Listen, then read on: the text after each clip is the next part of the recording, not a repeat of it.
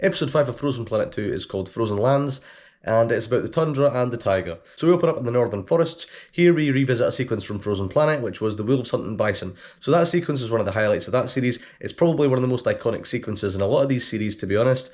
And this basically tries to recreate it. We see a super pack of wolves. Basically, it's loads of packs joined together in the harsh weather, and they take on bison, as we've seen before. Here we see them chasing the bison through the trees. They kind of hide for a bit. They manage to separate some off and eventually bring one down. It's kind of similar to what we got in Frozen Planet. However, what I will say is that it's a technical improvement in pretty much every level. It looks pristine. They get a lot of great close-up shots of the bison and the wolves. The music's great. I haven't really talked a lot about the music in this series, but it is pretty spectacular, and it's no less spectacular here. To be honest, I thought a lot of this was actually filmed using drones, just because they got so much in-depth close-up footage, and it is pretty brutal as well. When you see the wolves pulling chunks out the bison, you see a massive chunk that's missing out the bison's leg. Like, it's pretty horrific to look at.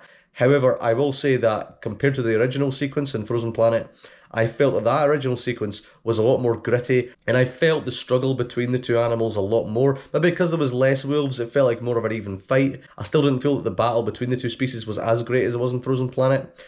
So while I will say this is a great sequence, it's probably the highlight of the episode. It's not as good as what was in Frozen Planet, and unlike the orcas, which I do think built on what was in Frozen Planet and added a new spin on things, this didn't really. It just kind of showed you more wolves, more bison. It didn't really elevate it too much, I didn't think, though I still really enjoyed it. Then we move on to the tundra. Here we see Arctic foxes hunting lemmings. We've kind of seen that before. We saw it in Life Story a bit. It was more kind of funny in Life Story. This is a bit more serious.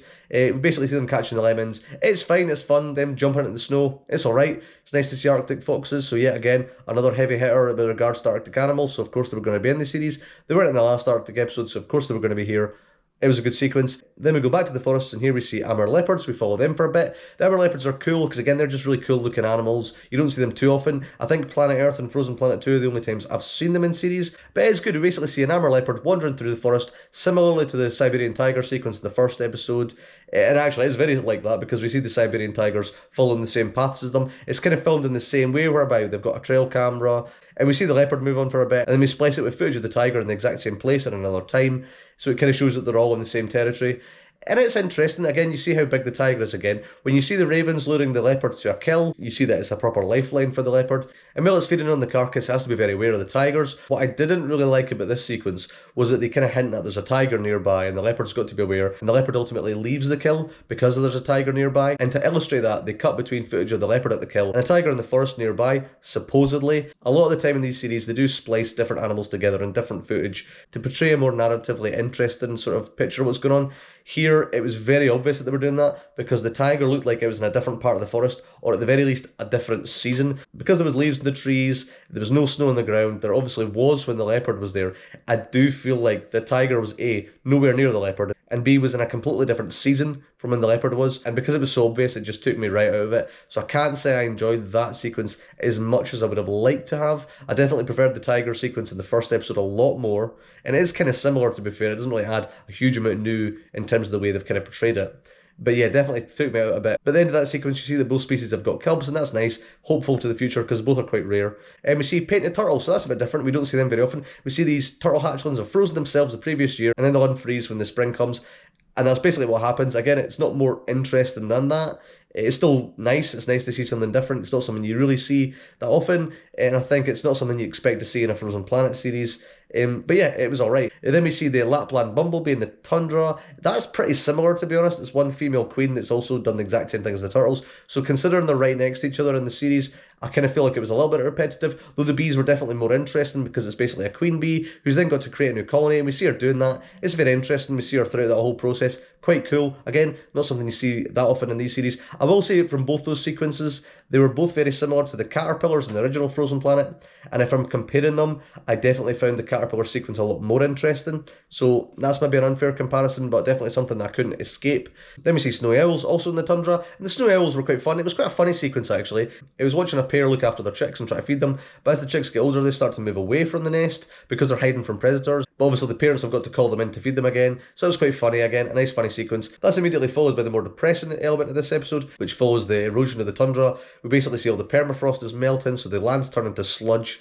A lot of the tundra is being lost. It's quite bad. Then we talk about caribou, how they're struggling. The caribou sequence was properly just watching them struggle like relentlessly. It was one thing after another. It was like they were having a really bad day pretty much. And here we see the caribou, they've got their calves, they're out there. It's really hot, so loads of mosquitoes are there because it's all waterlogged now.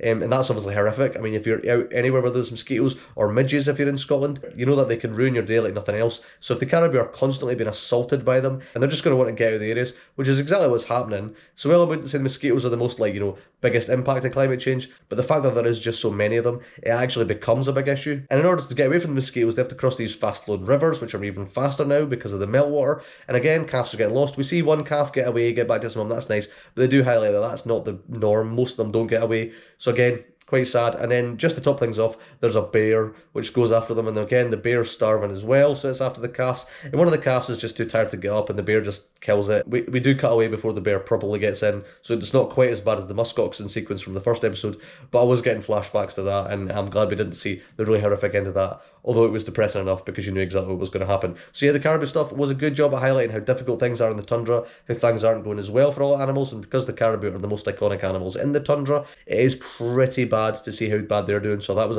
probably a very effective way of ending the episode. And then we see the diaries. It's all about the people filming the wolves and the bison. Really good sequence. Well, I think what's interesting about this is because when I was watching it, I figured they were using drones to film a lot of it, just because of how close up they got to the action. But no, they were basically filming it the same way they did in Frozen Planet, and filming almost entirely from the helicopters. Really cool stuff. That completely subverted my expectations, so that was really interesting. So yeah, this episode is good. Of the main episodes, it's definitely the weakest. The highlights for me are the bison and the wolves. I know I talked about how it wasn't as good as it was in Frozen Planet, and I stand by that, but it was a pretty good sequence. I also really like the caribou. So yeah, let me know what you thought of this episode. What were your highlights? Let me know in the comments below.